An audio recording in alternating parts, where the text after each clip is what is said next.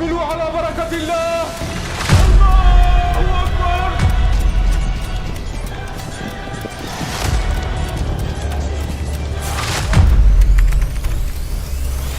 আজ থেকে প্রায় 1000 বছর আগে যখন মুসলিমদের প্রথম কিবলা বাইতুল মুকাদ্দাস ছিল খ্রিস্টান শক্তির প্রধানত, তখন একজন সাহসী ও নির্ভীক মুসলিম কমান্ডার বলেছিলেন, জেরুজালেম যতদিন ক্রুসেডারদের দখলে ততদিন আমি কি করে আনন্দ করতে পারি, আমি কি করে তৃপ্তি সহকারে ওদর পূর্তি করতে পারি, আমি কি করে রাতের বেলায় শান্তিতে ঘুমাতে পারি। আজ আমরা ইতিহাসের সেই ক্ষণজন্ম মানুষটির গল্প তুলে ধরতে যাচ্ছি, যিনি মাত্র 7 বছর বয়সে নিজের জীবনের লক্ষ্য নির্ধারণ করেছিলেন ফিলিস্তিনে মুসলিমদের অধিকার প্রতিষ্ঠা করা।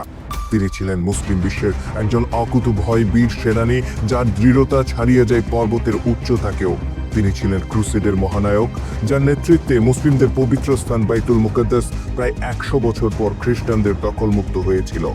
তিনি জীবনভর পশ্চিমা শক্তির বিরুদ্ধে লড়াই করেছিলেন, অথচ তার বিরল ব্যক্তিত্বে মুগ্ধ হয়ে পাশ্চাত্যের ইতিহাসে তাকে স্থান দেওয়া হয়েছে একজন সমীহ জাগানো আদর্শ সমন্বয়ক হিসেবে, আর অভিহিত করা হয়েছে দ্য গ্রেট সালাউদ্দিন নামে।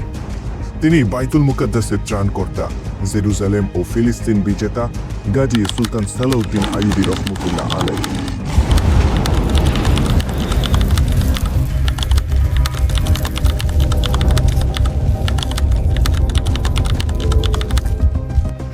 বাগদাদে একজন বিখ্যাত কাঠমিস্ত্রি বাস করতেন। তিনি আখরোট কাঠের এক জাঁকজমকপূর্ণ মিম্বার গড়ে তুলেছিলেন, যার সৌন্দর্য সবাইকে মুগ্ধ করেছিল। যখনই কেউ বাগদাদ ভ্রমণ করত, তারা সেই কাঠমিস্ত্রির সন্ধান করত। কেউ কেউ তাকে অনুরোধ করত, মিম্বারটি আপনি আমাদের কাছে বিক্রি করে দেন, যেন আমরা একে কোনো মসজিদে স্থাপন করতে পারি। কিন্তু তিনি সবাইকে একটি কথাই বলতেন, আমি এই মিম্বার বাইতুল মুকাদ্দাসের জন্য নির্মাণ করেছি। এটা এমন এক সময়ের কথা যখন মধ্যপ্রাচ্যে মুসলিম শক্তিগুলো নিজেদের মধ্যে রক্তক্ষয়ী সংঘর্ষে লিপ্ত। এক সময়কার জৌলুস হারিয়ে তখন নিভু নিভু আব্বাসীয় খেলাফত, মিশরে প্রতিষ্ঠিত ফাতিমীয় খেলাফত, যারা যতটা না ক্রুসেডারদের বিরুদ্ধে সোচ্চার ছিল, তার চেয়ে বেশি ছিল আব্বাসীয় খেলাফতের বিরুদ্ধে। অন্যদিকে সকল পরাক্রম হারিয়ে অভ্যন্তরীণ নানা সংঘাত ষড়যন্ত্রে পতনের দ্বারপ্রান্তে এককালের পরাক্রমশালী মুসলিম সেলজুক সাম্রাজ্য। এছাড়াও মধ্যপ্রাচ্য জুড়ে বহু মুসলিম শাসনের উত্থান ঘটেছিল, যারা কেউ কারো নেতৃত্ব স্বীকার করত না। ফলে মুসলিম উম্মাহ ছিল ঐক্যহীন, বিভক্ত এক জনগোষ্ঠীর মতো। আর এরই সুযোগ গ্রহণ করে খ্রিস্টানরা। 1095 সালে পোপ আরবানের আহ্বানে প্রায় 10 লক্ষ সৈন্যের এক বিশাল ক্রুসেডার বাহিনী প্রস্তুত করে জেরুজালেম অভিমুখে যাত্রা করে খ্রিস্টান শক্তি। পথিমধ্যে বহু যুদ্ধ, জয় পরাজয়ের পর 1099 সালে সমগ্র সিরিয়া ও ফিলিস্তিন দখল করে নেয় তারা। অতঃপর 7 জুন জেরুজালেমে বাইতুল মুকাদ্দাস অবরোধ করে এবং 15 জুলাই শহরে প্রবেশ করে। আর এর মধ্য দিয়ে পবিত্র ভূমি আল কুদসে 462 বছরের মুসলিম শাসনের সমাপ্তি ঘটে। সেদিন ক্রুসেডাররা জেরুজালেমে রক্তের বন্যা বয়ে দিয়েছিল। কি নারী, কি পুরুষ, কি শিশু, কি বৃদ্ধ, যাকে পেয়েছে তাকেই হত্যা করেছে। আর এভাবেই রক্তের উপর দাঁড়িয়ে ইউরোপীয়রা প্রতিষ্ঠা করে কিংডম অব জেরুজালেম।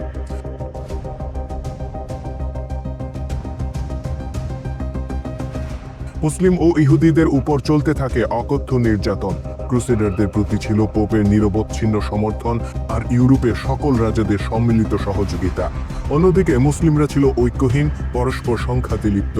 ফলে প্রায় 100 বছরের জন্য খ্রিস্টানদের হাতে জিম্মি হয়ে যায় জেরুজালেম।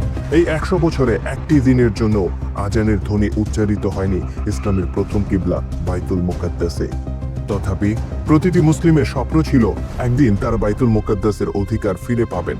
ব্যতিক্রম ছিলেন না বাগদাদের ওই কাঠ মিস্ত্রি। তিনি অতিথিদেরকে বলতেন, নিশ্চয়ই একদিন কোনো মহান ব্যক্তির আবির্ভাব করবে, যিনি জেরুজালেম পুনরুদ্ধার করবেন। সেদিন নিশ্চয়ই আমার এই মিম্বার তার স্থান খুঁজে পাবে। কারুকার্যময় সেই মিম্বারের গল্প ছড়িয়ে পড়ে চারিদিকে।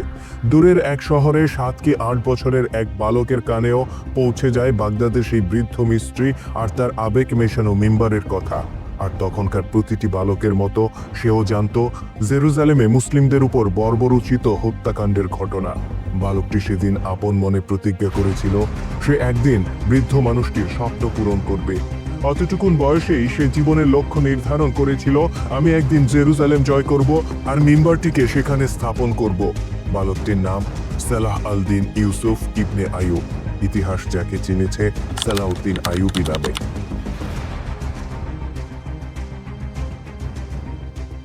সালাউদ্দিন ইরাকের তিরকিত শহরে জন্মগ্রহণ করেছিলেন। তার পিতা নাজিমউদ্দিন আইয়ুব ছিলেন কুর্দি বংশোদ্ভূত একজন শাসক। তবে বাল্যকালে সালাউদ্দিনের সামরিক বিষয়ে হাতেখড়ি হয় চাচা আসাদউদ্দিন শিরকোর হাত ধরে। সালাউদ্দিন যখন বেড়ে ওঠেন, ভাগ্য তার জেরুজালেম জয়ের পথ প্রশস্ত করে দিয়েছিল।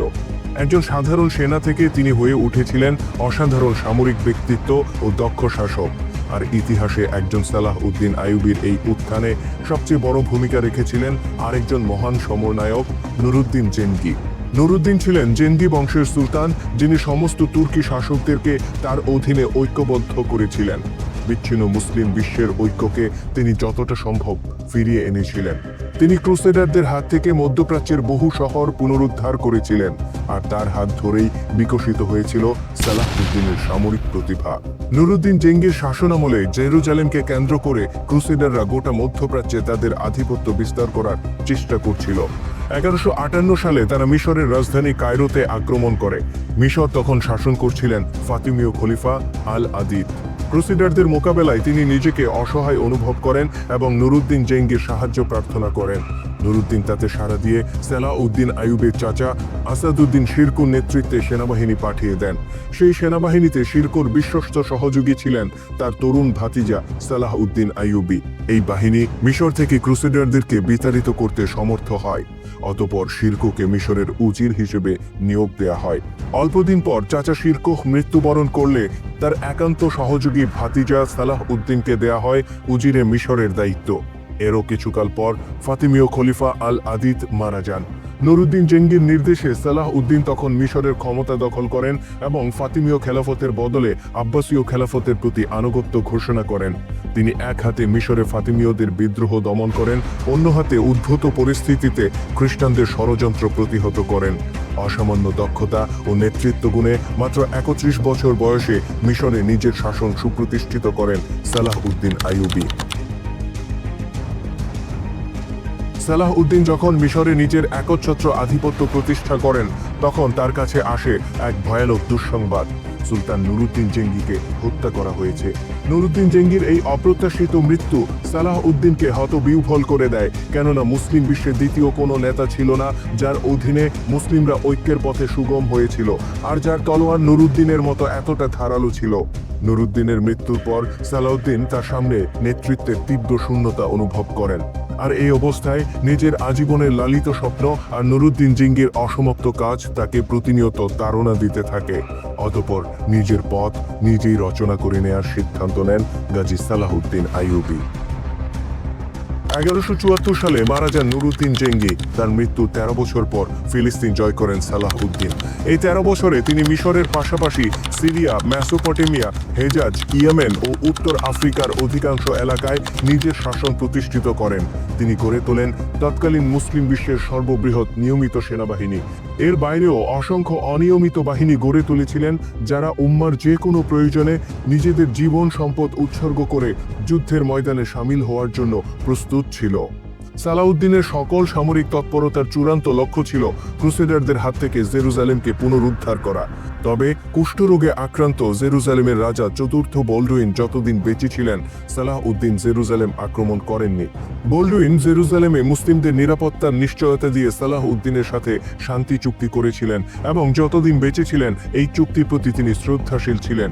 বলডুইনের শেষ জীবনে ক্রুসেডারদের একজন জেনারেল রেনল্ড অব শাকিলন মুসলিমদের একটি কাফেলায় হামলা করে ব্যাপক হত্যাযজ্ঞ চালায়। খবর পেয়ে বিশাল সেনাবাহিনী নিয়ে সুলতান সালাহউদ্দিন আইয়ুবী জেরুজালেম অভিমুখে রওনা হন। কিন্তু রাজা চতুর্থ বলডুইন চুক্তি ভঙ্গকারী রেনল্ডকে বন্দী করেন এবং সালাহউদ্দিনের কাছে দুঃখ প্রকাশ করে পুনরায় শান্তির আহ্বান জানান। সালাহউদ্দিন তার অনুরোধ মেনে নিয়ে ফিরে যান। এই ঘটনার অল্পকাল পরেই চতুর্থ বলডুইন মারা যান। তার মৃত্যুর 1 বছর পর জেরুজালেমের সিংহাসনে বসেন গাই অব লুসিগনান। ক্ষমতায় বসেই তিনি বিশ্বাসঘাতক রেনল্ড অব শাকিলনকে মুক্ত করে দেন। আর রেনল্ড তার মুসলিম বিদ্বেষ প্রদর্শন করতে এতটুকু দেরি করে না। পুনরায় সে চুক্তি লঙ্ঘন করে মুসলিম অধ্যুষিত এলাকায় হামলা করে এবং নির্বিচারে মুসলিমদের উপর হত্যাযজ্ঞ চালায়। এমনকি তারা সালাহউদ্দিনের বোনকেও হত্যা করে। সুলতান সালাহউদ্দিনের কাছে যখন এই সংবাদ পৌঁছে, তিনি তার সেনাবাহিনী নিয়ে জেরুজালেম অভিমুখে অগ্রসর হন। তিনি জানতেন এবার যুদ্ধের প্রস্তুতি নিয়েই ক্রুসেডাররা চুক্তি লঙ্ঘন করেছে, সুতরাং তিনিও যুদ্ধের সর্বোচ্চ প্রস্তুতি নিয়েই এগিয়ে যান। 1887 সালে 4 জুলাই জেরুজালেমের নিকটস্থ হিত্তিন নামক স্থানে সালাউদ্দিনের মুখোমুখি হয় ক্রুসেডারদের সবচেয়ে বড় বাহিনী। 30,000 আইয়ুবী সেনার বিপরীতে ছিল 50,000 ক্রুসেডার। আর ক্রুসেডারদের সম্মিলিত এই বাহিনীর সর্বোচ্চ কমান্ডার ছিলেন জেরুজালেমের রাজা গাই অব লুসিগনান। তবে যুদ্ধক্ষেত্রে পৌঁছানোর আগেই ক্রুসেডাররা হেরে গিয়েছিল কৌশলী সালাউদ্দিনের কাছে। হিত্তিনে অসংখ্য পানির কূপ ছিল, যেগুলো ছিল তীব্র গরমে যোদ্ধাদের বেঁচে থাকার একমাত্র অবলম্বন। সালাহউদ্দিন সেগুলো দখল করে নেন এবং বাকিগুলো ধ্বংস করে দেন। হিত্তিনে পৌঁছে পানির অভাবে খ্রিস্টান সেনারা এতটাই দুর্বল হয়ে পড়ে যে আইয়ুবী সেনাদের বিরুদ্ধে অস্ত্র তুলে ধরার মতো শক্তি তাদের অবশিষ্ট ছিল না। ফলে নিজেদের কোনো ক্ষয়ক্ষতি ছাড়াই আইয়ুবী বাহিনী ক্রুসেডারদেরকে মাটির সাথে মিশিয়ে দেন। 50,000 খ্রিস্টান যোদ্ধার মধ্যে মাত্র 3,000 সেনা পালাতে সক্ষম হয়। বাকিদেরকে হত্যা ও বন্দী করা হয়। অতঃপর বন্দী রাজা ও কমান্ডারদেরকে সালাহউদ্দিনের সামনে আনা হয়। সালাহউদ্দিন তার চিরাচরিত ঔদার্যের নিদর্শন হিসেবে তৃষ্ণায় কাতর রাজা গাই অব লুসিগনানের হাতে বরফ মেশানো পানির পাত্র তুলে দেন। বিব্রত গাই অব লুসিগনান তা পান না করে বরং রেনল্ডের দিকে এগিয়ে দেন। রেনল্ড নির্লজ্জের মতো তা গিলতে শুরু করে। অতঃপর সালাউদ্দিন রেনল্ডকে চুক্তি লঙ্ঘনকারী ও বিশ্বাসঘাতক হিসেবে অভিযুক্ত করেন। রেনল্ড ঔদ্ধত্যের সাথে জবাব দেয়, রাজারা সবসময় এভাবেই কাজ করে, আমি এর বেশি কিছু করিনি। সালাহউদ্দিন নিজের তরবারি দিয়ে উদ্ধত রেনল্ডের মস্তক আলাদা করে দেন। ফিলিস্তিনের রাজাও নিজের ব্যাপারে একই পরিণতির কথা কল্পনা করে চোখ বন্ধ করে ফেলেন। সালাহউদ্দিন তাকে অভয় দিয়ে বলেন, একজন রাজা কখনো অপর রাজাকে হত্যা করে না। রেনল্ডকে হত্যা করেছি কারণ সে বিশ্বাসঘাতকতার সকল সীমা অতিক্রম করেছে। অতঃপর তিনি গাই অব লুসিগনানকে বন্দী করেন এবং পরবর্তীতে তাকে শর্ত সাপেক্ষে মুক্ত করে দেন। হিত্তিনের যুদ্ধে নিরঙ্কুশ বিজয়ের পর সালাহউদ্দিন ধাপে ধাপে তার চূড়ান্ত লক্ষ্যের দিকে অগ্রসর হন।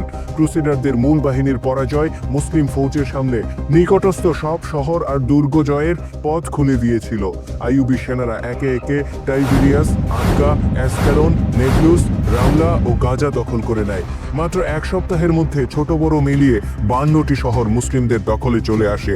অতঃপর তারা রওনা হন শত বছর ধরে মুসলিমদের রক্ত আর অশ্রু ভেজা জেরুজালেম জয়ের উদ্দেশ্যে।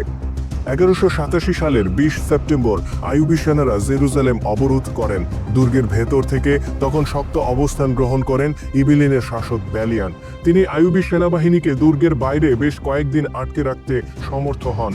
সালাহউদ্দিন মিনজানিক যন্ত্রের সাহায্যে বড় বড় পাথর ছুঁড়ে দুর্গের প্রাচীর ভেঙে ফেলার চেষ্টা করেন, কিন্তু এই প্রাচীর এতটাই মজবুত ছিল যে তা পাহাড়ের মতো দাঁড়িয়ে থাকে। তবে শেষ পর্যন্ত উত্তর দিকের দেয়ালে হামলা চালিয়ে সফলতা পান সালাহউদ্দিন। ওই পাশটার দেয়াল কিছুটা দুর্বল ছিল, কয়েকটি পাথরের আঘাতেই তা ধসে পড়ে। ব্যালিয়নের নেতৃত্বে তার সেনারা সেখানে প্রাণপণ প্রতিরোধ গড়ে তোলে এবং অকাতরে জীবন দিতে থাকে। তবে ব্যালিয়ন জানতেন তিনি শেষ রক্ষা করতে পারবেন না। তিনি সালাহউদ্দিন আইয়ুবীর কাছে শর্ত সাপেক্ষে আত্মসমর্পণের প্রস্তাব দেন। তিনি বলেন, আমাদের সকল সেনা ও সাধারণ নাগরিককে নিরাপদে শহর ত্যাগ করতে দিতে হবে, নইলে আমরা এই শহরের সবকিছু ধ্বংস করে দেব, এমনকি আমাদের হাতে বন্দি 5,000 মুসলিমকে হত্যা করব। আর যদি আমাদেরকে নিরাপদে বের হতে দেওয়া হয় তাহলে আমরা মুক্তিপণ দেব। এই শহরের কোনো ফসল নষ্ট করব না, কোনো ঘরবাড়ি নষ্ট করব না, আর আমাদের হাতে বন্দি মুসলিমদেরকে মুক্ত করে দেব। সালাহউদ্দিন বিনা বাক্য ব্যয়ে তার সকল শর্ত মেনে নেন, কেননা তিনি খ্রিস্টানদের উপর বদলা নিতে আসেননি, তিনি এসেছেন জুলুমের রাজত্ব থেকে ফিলিস্তিনকে মুক্ত করতে। তবে তরুণ কমান্ডার ব্যালিয়ন সালাহউদ্দিন আইয়ুবীর ব্যাপারে আশ্বস্ত হতে পারছিলেন না। তিনি সংশয় প্রকাশ করে বলেন, খ্রিস্টান যোদ্ধারা এই দুর্গ জয় করার পর মুসলিমদেরকে নির্বিচারে হত্যা করেছিল। আজ আমরা আত্মসমর্পণের পর আপনিও খ্রিস্টানদেরকে নির্বিচারে হত্যা করবেন না, তার নিশ্চয়তা কি? সালাহউদ্দিন বলেন, আমি তাদের মতো নই, আমি সালাহউদ্দিন আইয়ুবী আমি। অতঃপর খ্রিস্টান সেনারা দুর্গ ত্যাগ করে। এই ঘটনার মধ্য দিয়ে জেরুজালেমে সমাপ্তি ঘটে ক্রুসেডারদের টানা 9 দশকের শাসন। দীর্ঘ 88 বছর পর সেখানে উচ্চারিত হয় আজানের ধ্বনি। সালাহউদ্দিন আইয়ুবী যতদিন বেঁচে ছিলেন, ক্রুসেডাররা পুনরায় জেরুজালেম দখল করার বহু চেষ্টা করেছে। রাজা রিচার্ডের মতো দুর্ধর্ষ কমান্ডার ইংল্যান্ড থেকে ছুটে আসেন আর তার অগণিত সাহসী যোদ্ধাকে নিয়ে জেরুজালেম দখল করার চেষ্টা করেন, কিন্তু সালাহউদ্দিনের তরবারির সামনে তাদের সব চেষ্টা মুখ থুবড়ে পড়ে। 1193 সালের 4 মার্চ সিরিয়ার দামেস্কে ইহলোক ত্যাগ করেন ইসলামের ইতিহাসের এই উজ্জ্বল নক্ষত্র। মৃত্যুর সময় তার ব্যক্তিগত সম্পদ বলতে ছিল মাত্র একটি স্বর্ণমুদ্রা আর 40টি রৌপ্য মুদ্রা। অথচ তিনি ছিলেন তৎকালীন বিশ্বের সবচেয়ে দাপুটি শাসক। সারা জীবনের অর্জিত সম্পদ তিনি মানুষের কল্যাণে ব্যয় করেছিলেন। সালাহউদ্দিন তার জীবনের এক মহান লক্ষ্য নির্ধারণ করেছিলেন। তিনি ছিলেন মুসলিম উম্মার প্রতি প্রতিশ্রুতিশীল একজন নেতা, অনুকরণীয় শাসক আর দিগ্বিজয়ী সেনাপতি। তার জনগণ আর সেনারা তাকে নিজের প্রাণের চেয়ে বেশি ভালোবাসত আর তার জন্য অকাতরে জীবন দিতে প্রস্তুত ছিল। তিনি দেখিয়েছিলেন কিভাবে একজন মুসলিমকে নিজের জীবনের লক্ষ্য নির্ধারণ করতে হয় আর সেই লক্ষ্য অর্জনের জন্য জীবনভর সংগ্রাম করতে হয়।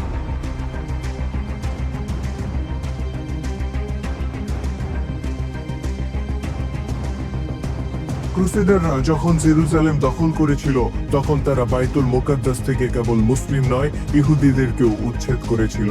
সালাহউদ্দিন আইয়ুবী বাইতুল মুকাদ্দাস জয় করার পর সেখানে মুসলিমদের পাশাপাশি খ্রিস্টান আর ইহুদিদেরকেও ধর্মীয় আচার পালনের পূর্ণ অধিকার দিয়েছিলেন।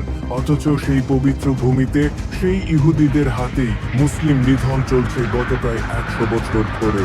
এই 100 বছরের ইতিহাসে মুসলিম বিশ্বের শত কোটি মানুষের জন্ম হয়েছে, কোটি কোটি ঘরে মিলাদ হয়েছে, ফিলিস্তিনবাসীদের জন্য মোনাজাত হয়েছে, অগণিত ওয়াজ মাহফিলে ইসরায়েলের বিরুদ্ধে গর্জন উঠেছে।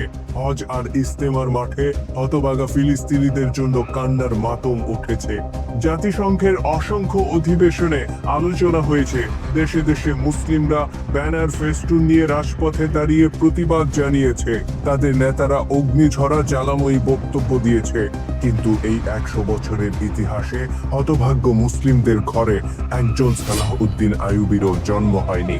এই 100 বছরের ইতিহাসে ঐক্যহীন মুসলিম জাতি একটি দিনের জন্য ঐক্যবদ্ধ হতে পারেনি।